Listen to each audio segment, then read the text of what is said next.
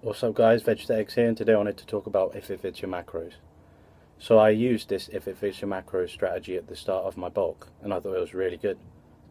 It's a good way of tracking your nutritional information, your macros, if that's what it is, if it fits your macros, your protein, carbohydrates and fats.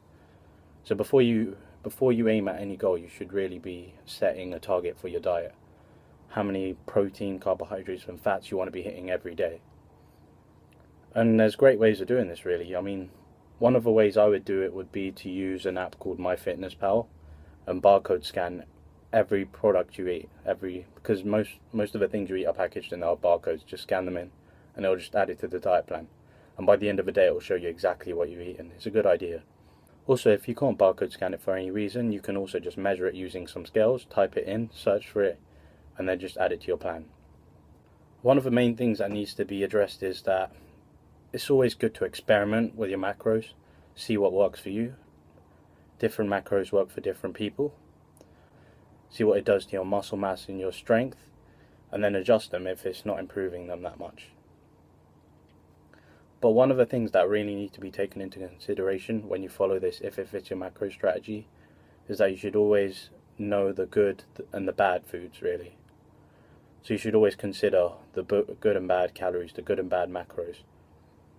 Like when I started bulking, I would just, anything I would see, I would just eat, and I think it would be good.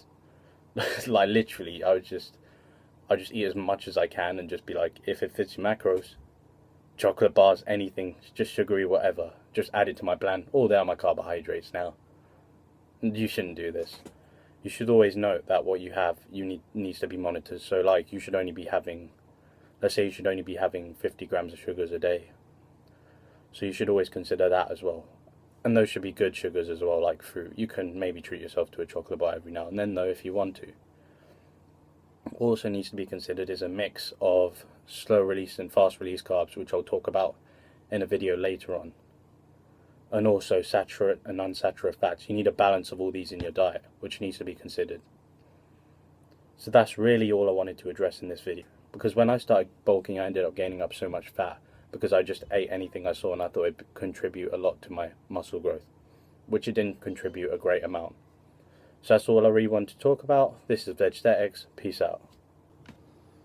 Also, here's a back progress picture that I took recently, just to close with.